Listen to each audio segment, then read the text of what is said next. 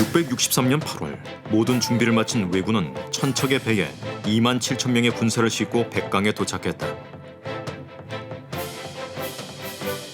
강변하는 백제의 정예 기병이 왜선을 방어하고 있었고, 이에 맞서 신라와 연합한 당나라는 전선 170척을 백강에 집결시켰다.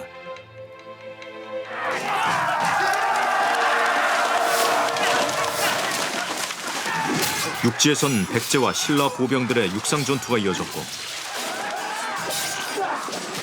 백강 하구에선 백제에게 구군을 건 왜군들이 당 수군과 접전을 펼쳤다. 백제와 왜 신라와 당, 동아시아 4개국이 참전한 국제해전, 백강 전투가 시작된 것이다. 안녕하세요. 안녕하세요. 네, 오랜만에 뵙겠습니다. 박범수입니다. 네. 자, 고대 동아시아의 지형을 바꾼 백강 전투. 과연 어떻게 흘러갔을까요? 지금부터 조금 자세하게 설명드리도록 하겠습니다.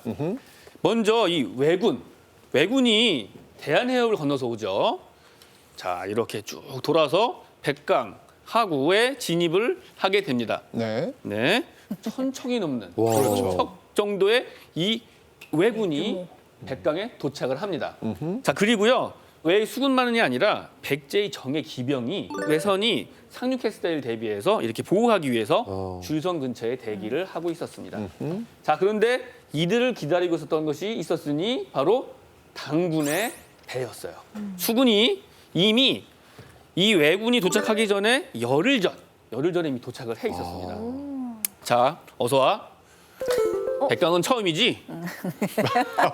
자, 그리고 당군이 열흘 전에 도착했다고 그랬잖아요. 네. 그렇기 때문에 이 백강 하구의 어떤 그런 지형, 시간마다 부는 바람들, 이런 여러 가지 싸움에 필요한 정보를 이미 취득했을 것이라고 보입니다. 근데요, 저기 지금 배들이 당나라 배들이 더 작거든요? 그러면 당나라 배가 더 적었던 거 아닌가요? 그렇죠. 이게 뭐 1,000척 대 170척 정도였어요. 그러면은 왜군이 훨씬 유리하네요. 거의 한 6배나 되는데. 그 배의 크기가 다릅니다. 당나라 수군의 배는 대개 6, 70명 정도가 탑승하는 큰 배고 외 대배는 대략 25명, 30명 그런 정도의 소형 선박이라고 할 수 있죠. 그래서 숫자는 차이가 나지만 실질적으로 그 수군의 전력 차이는 또 다르게 평가할 수 있죠. 자, 실제로 이제 어떻게 전투가 흘러갔나 보면요. 우선 이 육지에서부터 문제가 생겨요. 이 나당 연합군이 백제의 이 정예 기병을 격퇴를 시켜버립니다. 사실은 이게 이 육군과 수군이 협공을 해야 되는데 이미 그것이 깨져버린 거죠. 이 왜군은 그걸 딱 보니까 일단은 뭔가 이렇게 저돌적으로 공격하면 물러갈 것 같거든. 숫자도 좀 적고요. 자, 실제 기록을 보면은 이 견진지군, 견고하게 당 수군이 진을 짜고 있는데 약간 대오가 흐트러진 이 왜군이 돌격했다는 얘기가 나옵니다. 자, 그렇다면은 이 당군은 이 돌격하는 왜군들을 어느 정도는 받아줄 거라고 보입니다. 일단 숫자가 적으니까. 자, 이렇게 용감하게 왜군이 막 들어오자 좌우 협공 체제 이렇게. 네. 삼국지에서 많이 보이죠? 이렇게 뭔가 곡진을 짜고 협공을 하는 좌우에서 이런 포위 체계를 갖추게 되고요. 왜군을 막 돌격하다 보니까 점점 더 밀집도가 올라가게 되겠죠. 그리고 바닷가니까 바람이 계속 불겠죠. 개저풍 네. 또는 해륙풍이 막 불겠죠. 뒤엉킬 뭐가 생각납니까? 것 화공이 생각나죠. 자, 실제 기록에도 보면 그렇죠. 이 불화살을 쏴서 400여 척이 불에 탔다고. 거의 적격대전 수준인데 지금. 그러니까 수는 많았는데 제대로 된 약간 그러네. 체계나 이런 건 없었나 봐요. 바람마저 당을 좀 도와주는 격이. 그러니까요 지금. 아무래도 이 당군의 배가 제대로 된 이 전투함, 싸움용 배였던 반면에 이 왜군은 아무래도 좀 수송용함. 그 이외에도 용도 말고도 구조적으로 좀 문제가 있었어요. 구조를 한번 살펴볼까요? 그렇죠. 첨저선, 평저선. 네. 자, 당시에 이 왜군이 갖고 온 이 배는 첨저선이었을 것으로 보입니다. 밑이 뾰족한 거 말씀하시는 거죠? 네, 그렇죠. 첨저선이라는 건 밑이 뾰족하죠. 그렇죠. 뾰족한 게 길게 나와 있어요. 아, 이게 뭐 용골이라고도 하고 영어로 킬이라고도 하는데요. 자, 이런 배를 타고 오는 이유는 대한해협을 건너야 되잖아요. 네. 이 대한해협은 서해랑 완전 다릅니다. 네, 제가 거기서 좀 배 좀 타봤잖아요.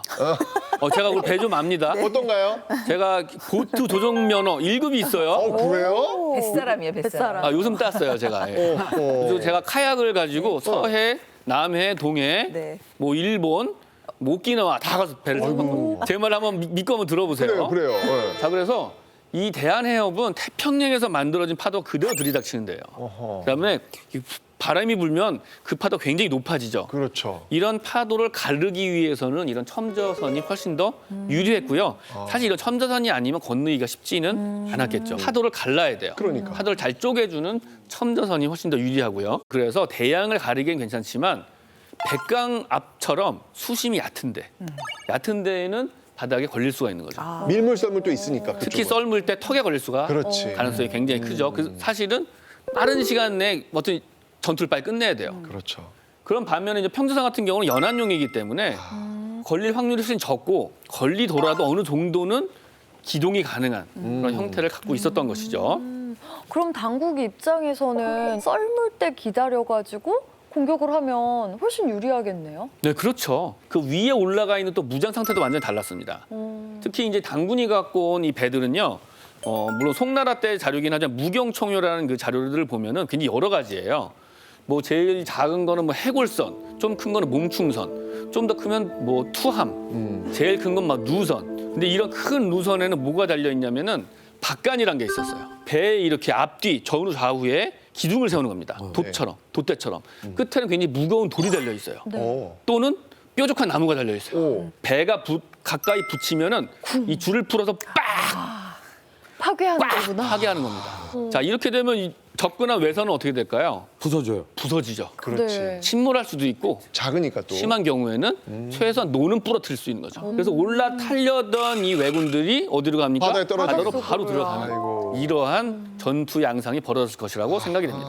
근데 사실 당이라고 한다면 이 당시에 최고의 세력을 가지고 있던 그렇죠. 국가인데 이런 국가와 싸움을 하려고 했으면 당나라 배나 병력 규모나 이런 거 정도는 알고 왔었어야 되는 거 아니에요? 너무 마음이 급했던 것 같아요. 백제 도와줘야 돼 이러면서 너무 그냥 오는 거 아닐까. 정말 불나방처럼 뛰어들었네. 사실 그 당수군하고 외수군하고는 경험이 다릅니다. 당수군은 수나라 이후에 뭐 이 고구려를 공격하면서 그렇죠. 수군의 그 전투 경험이라든가 활동 경험들이 있는데 외수군이 숫자는 많아도 그 외 자체에서 수군이 전쟁을 벌인 경험이 없어요. 그러니까 사실은 여러 가지 측면에서 당의 수군하고 대결하기 부족한 점이 많았죠. 당시 그 당나라 입장에서 본다면 사실 이 왜군은 오합지졸. 예, 숫자가 의미가 없는 오합지졸이라고 보면 당 입장에서 본다면. 근데 외 입장에선 첨척당 나갈 때 우와 다 이길 것 같아 이러고 그렇지, 나갔을 것 그렇지. 같아. 예. 뭐 물론 왜군이 방심한 것도 사실인데요. 근데 여기 말고 다른 이유도 있어요.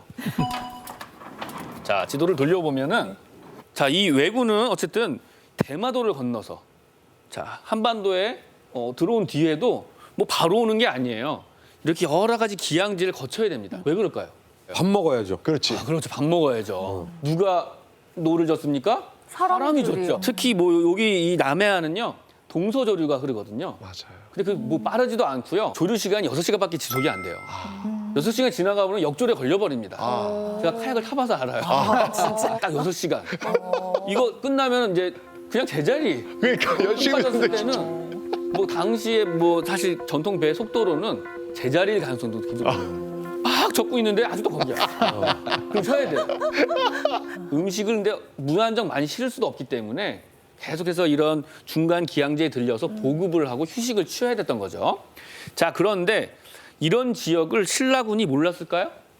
알았겠죠. 알겠죠. 가만히 있었을까요?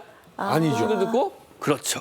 이래서 백제 남반 사주라고 하는데요. 네. 뭐 여수라든지 뭐 강진이라든지 자, 그리고 이 뭐 어떤 목포 뭐 등등 이런 남반 사주들을 신라군이 가서 다 불바다로 만들어 버려요. 쉴 수가 없게. 약간 청야 전술처럼. 네네. 그럼 이 고달픈 왜군은 대한해협을 건너와 거친 바다 뚫고 왔더니 기항하려고 좀 감안하면은 거기가 다 불타 있거나 적군에 의해서 이미 신라군에서 점령이 됐던 거죠.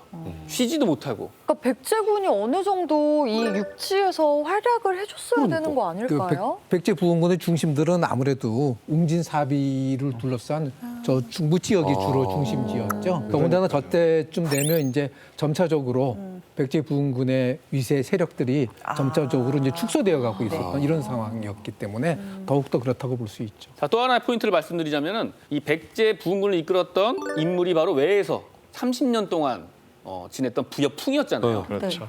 이 남해 동해 일본과 다른 이 서해 바다에 대해서 전혀 몰랐을 가능성이 굉장히 크다고 볼 수가 있겠습니다.